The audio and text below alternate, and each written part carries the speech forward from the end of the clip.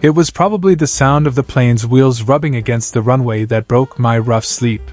The plane had landed at Heathrow Airport in London and was now moving slowly down the runway towards the parking area after the announcement by the air hostesses. Accordingly, the local time in London was 6 in the morning. The city of London was plunged into darkness for a country it seemed like it had been raining all night long. A little bit of rain was scattering on the windscreen of my seat. How strange these rains are. Sometimes it rains heavily for the whole life, even then it soaks the inside of a person. And sometimes they burn every inch of someone's mind, but outsiders don't even get to know about it. This first rain in London was something like that, which soaked my being from the outside, but the thirst inside me was still touching the thorn in my throat. The plane was connected to the tube at its designated parking stand, and the passengers were yawning one by one as they disembarked through the tube to the terminal. By the time I got to the lounge, a faint white of morning was beginning to peek over the horizon, but thick black clouds and a steady drizzle made it still a gloomy evening outside the glass wall of the lounge. A yellowish darkness remained. I, Hamad Amjad, the head of a well-known business family of Pakistan, whose ancestors held very important government positions before and after the formation of Pakistan, had lived the tradesman whose house is the servant, and the important government officials of the country, whose houses are invited for evening tea, consider it a matter of pride. That Hamad Amjad was standing alone and sad in the arrival lounge of Heathrow Airport in this humid London morning today. The purpose of my arrival in London is to visit the department of the famous Kingston University here. I was supposed to get a 2-year higher education degree in economics. But I knew it was just an excuse to find an escape from myself. I wanted to immerse myself in the hustle and bustle of this city so much that I would not have the opportunity to spend even a moment alone with myself. My state of mind was such that I was ready to face the unpleasant existence of others. But I did not want to face myself even for a moment. But how forced and helpless this man is.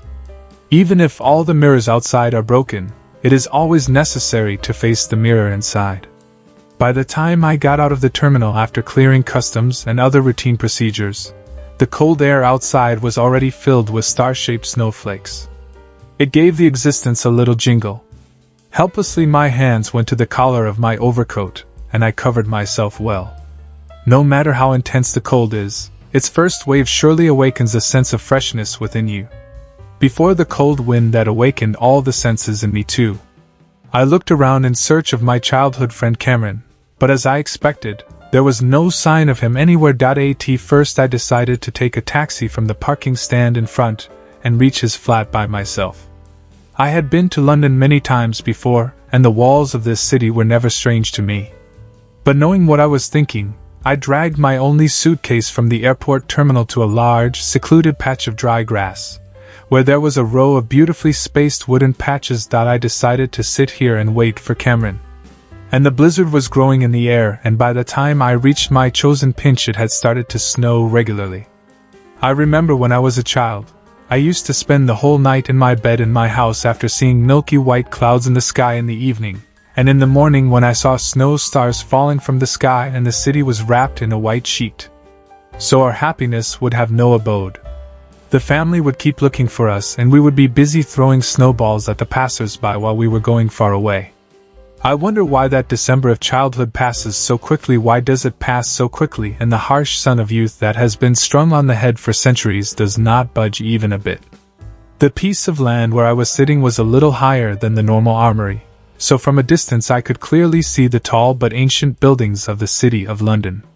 In no time, snow completely covered the entire city. If someone were to see me from a distance, they would probably think of me as a statue made of ice. Cameron was still clueless. He was like that from childhood. Always carefree, and waking up early in the morning was killing both of us. I remember, both of us used to reach the classroom barely after the papers were distributed, even in the annual exams. Childhood passed in the same way, but then suddenly the yellow situation in Cameron's house turned upside down. Parents fell in love with Allah in a traffic accident. Cameron was left alone at home because his only elder sister had already married and fixed her own house. Was after his father's death, Cameron finds out that his father has left him a huge debt burden. Demands from creditors increased, and eventually he was forced to sell his ancestral home and Bachi-Kachi property and shift to London. Cameron had opened a small restaurant here with what was left after paying off the debt, and was now making ends meet. And now he was completely of the same city. In fact, he always liked London very much. Perhaps there was a very ancient spirit residing within both of us, because conservatism and gloom are characteristic of the city of London. Every city has its own mood. I also never liked the city that was snatched away. Hot, jagged, and restless. As if every moment the feeling of losing something kept the heart bound, I was always impressed by cold people and cities, quiet and calm, the human heart, the city that wraps every sorrow in itself. London is also in these cities. Was one of a young couple passed in front of me laughing. The girl looked at me intently. Her cheeks reddened with cold embers and a smile in her eyes. The girl smiled seeing me and both wished me and sat on the other bench kept at some distance, and got busy in secret. It was evident from the clothes of both of them that they had left the house early in the morning for jogging, etc. He smiled at the thought of this season and these plays. Seasons also affect each person differently. I remember when it used to snow all night in my hometown Quetta. They get off as well. I remember in my hometown, Quetta, when snow fell overnight, the poor laborers would go to heaven early in the morning with their children and their children to remove the snow from the front of the door and from the roof. Because this snow would have made the roof a sieve if it had accumulated more on the roof of their mud house. All the winters of these poor people were spent seeking shelter from such snowy weather. And here in London on this snowy morning, the two had stepped out to enjoy the weather. How can the same weather affect any two people in two different ways? Weather is just weather.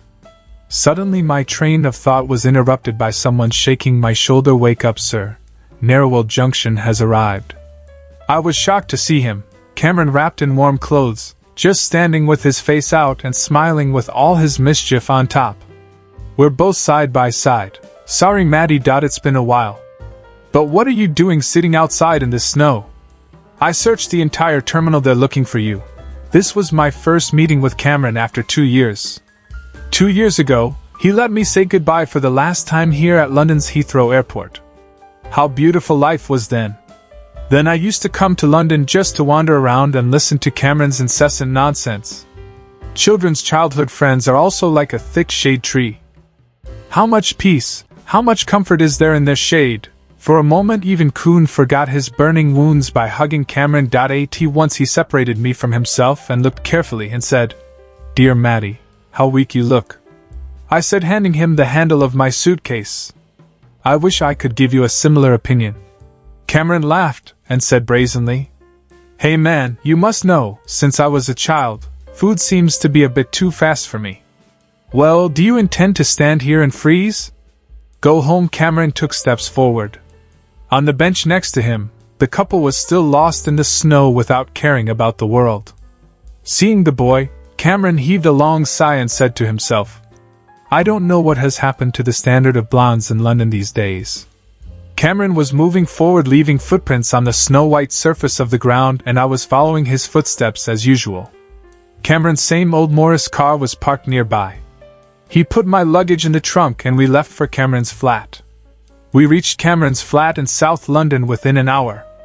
By the time I finished showering, Cameron had cooked breakfast and I wasn't particularly hungry, but Cameron was a bit too keen on his usual enthusiastic display of traditional hospitality. After breakfast, I slept for a long time. Cameron also left for his restaurant. It must have been 4 o'clock in the evening when my eyes were opened by a noise. Cameron's flat was located in a posh area of South London. It was actually a long row of 2-story red brick apartments, with maybe 8 or 10 rows of apartments between very wide streets. 8 2-story apartments in each row side by side like this. It was connected that the garden in front of all the houses went straight in a long row. However, there was a beautifully balanced green fence in the middle to separate all the houses. Outside each house there was a beautiful post box with the owner's name engraved on it. I remember when we were little, each child would make a little house like this wooden post box on a copy of the drawing. My room had its own balcony that opened onto the back road. This slight noise also happened on the same back road of Kino, coming from the apartments. I opened the glass door to the balcony and came out to the terrace. The snow had stopped, but everything around was covered with snow. A few children of party on the road were engaged in making thin snow. The noise was their innocent laughter and repetition among themselves. A group of them will replace the previous nose that wanted to be implanted. There was repetition. A group of them will replace the previous nose that wanted to put, while another group wanted to decorate the nose with a thick wooden nail. Finally, both groups agreed on the carrot, and the first one was also given hats, coats and coats. People passing by would look at this effort of the children and smile and move on. Now it was beginning to cool down, however. The winter evening soon descends.